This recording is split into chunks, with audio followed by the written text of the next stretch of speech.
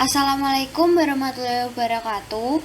Nama saya Salsabila Rizky Amalia dengan NIM K431974.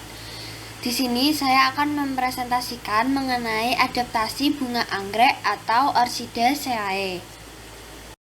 Sebelum itu, saya akan menjelaskan mengenai deskripsi singkat dari bunga anggrek. Bunga anggrek merupakan satu suku tumbuhan berbunga dengan anggota jenis merupakan satu suku tumbuhan yang memiliki anggota jenis terbanyak.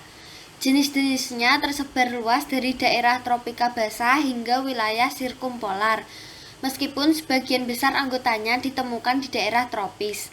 Kebanyakan anggota suku ini hidup sebagai epifit, terutama yang berasal dari daerah tropis.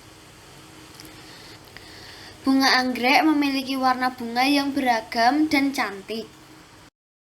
Selanjutnya adalah adaptasi dari bunga anggrek. Bunga anggrek beradaptasi dengan akarnya yang epifit dengan tumbuhan lain, terutama pada pohon-pohon besar. Berikut ini merupakan penjelasan dari akar anggrek yang epifit pada tanaman inangnya. Akar anggrek berbentuk silindris, berdaging lunak, dan mudah patah. Bagian ujung akarnya meruncing, licin, dan sedikit lengket. Akar anggrek memiliki filamen, yaitu lapisan luar yang terdiri dari beberapa lapis sel berongga dan transparan, serta merupakan lapisan pelindung pada sistem saluran akar. Ketika anggrek beradaptasi, ia menempel atau epifit pada pohon-pohon besar.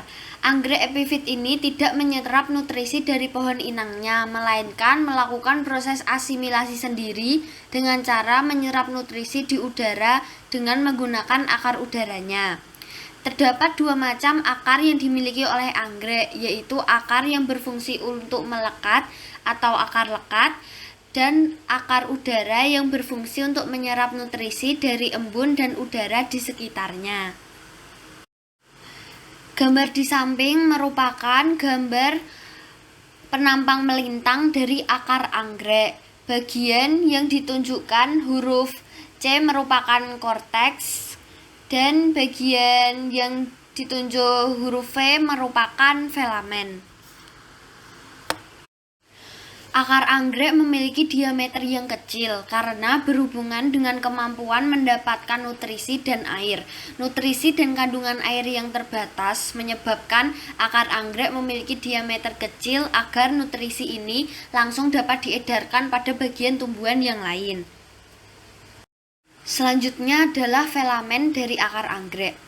Filamen dari akar anggrek ini fungsinya adalah untuk memperkuat akses memperoleh mineral, mengurangi transpirasi, memantulkan radiasi inframerah, perlindungan mekanik, sebagai tempat pertukaran gas dalam akar, dan sebagai sistem saluran pada akar. Filamen secara umum bersifat seperti spons dengan serat dinding sel yang tebal. Secara mudah, air dan debu yang berada di sekitar filamen akan terserap masuk ke dalam jaringan, dan dinding sel yang tebal sesuai dengan fungsinya akan menahan air agar tidak menguap, serta menghambat kerusakan sel saat terjadi kekeringan dan untuk perlindungan mekanis. Pada gambar di samping terdapat bagian filamen yang diperbesar. Pada bagian ini terlihat jelas yang diberikan tanda EX adalah eksodermis, sedangkan yang diberi tanda V merupakan filamen sendiri. Ketika akar anggrek basah, maka filamen dengan cepat akan menyerap air seperti spons. Terdapat beberapa sel yang anti air berfungsi untuk rongga udara, sehingga meskipun saat filamen terisi air, masih dapat memungkinkan terjadinya penambatan gas di filamen. Bagian terluar dari jaringan korteks berdiferensiasi menjadi eksodermis yang terdiri dari sel tinggi dan sel pendek yang mengalami penebalan dari zat lignin dan suberin. Fungsi penebalan ini untuk perlindungan mekanis dan mempertahankan kelembapan korteks. Sel yang lebih pendek berfungsi untuk jalan masuknya nutrisi, air, dan udara dari filamen menuju korteks. Sedangkan sel yang lebih tinggi dengan dinding sel yang tipis berfungsi untuk pengaturan air dan transportasi ion. Jaringan korteks pada akar anggrek ini juga mengandung klorofil, sehingga mampu mengadakan proses fotosintesis. Sedangkan jaringan terdalam dari korteks berdiferensiasi menjadi endodermis yang mengalami penebalan sekunder, yaitu penebalan dari zat lignin.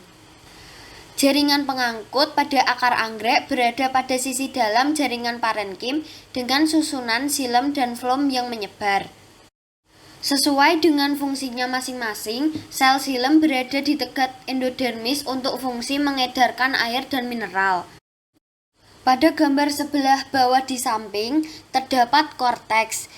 Di sini ditunjukkan dengan huruf ED merupakan endodermis, yang ditunjuk huruf PH merupakan flom, dan yang ditunjuk dengan huruf X merupakan xilem. Selanjutnya adalah cara anggrek melekat pada pohon inangnya.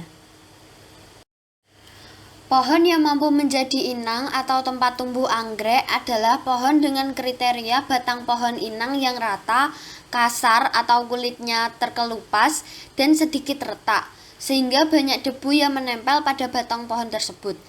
Debu ini dalam kurun waktu yang lama akan menumpuk dan tersiram oleh air hujan, menyebabkan batang pohon menjadi lembab.